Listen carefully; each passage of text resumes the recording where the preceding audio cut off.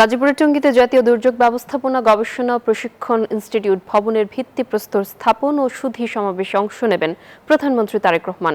এ বিষয়ে বিস্তারিত জানাতে যুক্ত হচ্ছেন আমাদের সহকর্মী সজীব হোসেন। আমাদেরকে জানাবেন সুধী সমাবেশের প্রস্তুতি আপনি কেমন দেখছেন? জি, ধন্যবাদ নাফিজা আপনাকে। সকাল থেকে আমি দেখি এখানে টঙ্গী যে সাথে যে ধরপড়া এলাকা রয়েছে সেখানে প্রধানমন্ত্রী তারেক রহমানকে আশাকে কেন্দ্র করে এবং জাতীয় দুর্যোগ ব্যবস্থাপনা গবেষণা ও প্রশিক্ষণ অধিদপ্তরের যে ইনস্টিটিউট রয়েছে সেখানে উদ্বোধন করার কথা রয়েছে প্রধানমন্ত্রী তারেক রহমানের। তারেক রহমানের উপস্থিতিকে কেন্দ্র করেই তার উদ্বোধনের কথা কেন্দ্র করে গাজীপুরের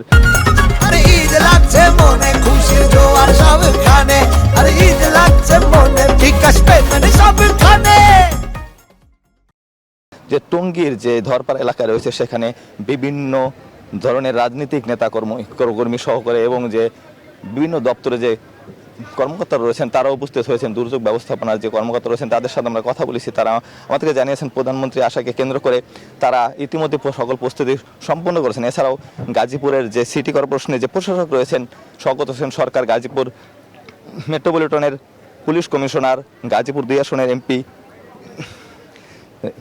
মঞ্জুর করিম রনি সহ বিভিন্ন নেতাকর্মীরা তাদের যে প্রধানমন্ত্রীর আয়োজন বা উপস্থিতি যেন সফলভাবে সম্পন্ন হয় সেই বিষয়ে তারা কাজ করেছেন এবং সেই প্রস্তুতি গ্রহণ করেছেন। তাছাড়া আমরা আরেকটা জিনিস বলে রাখি, জাতীয় দুর্যোগ ব্যবস্থাপনা যে অধিদপ্তরের এই যে আজকে উদ্বোধনের মাধ্যমে একটি মাইলফলক তৈরি হওয়ার কথা রয়েছে এবং বাংলাদেশের ভবিষ্যতে যে সকল দুর্যোগ মোকাবেলা করার জন্য যে সকল কর্মী এখান থেকে তাদেরকে প্রশিক্ষণ দেওয়া হবে তারা হয়তোবা বিভিন্নভাবে তারা দেশের সার্বিক কাজে তারা দুর্যোগ ব্যবস্থাপনা যেই ক্ষয়ক্ষতির পরিমাণ কমানো যায় সেই হিসাবে তারা কাজ করতে পারবেন জানি।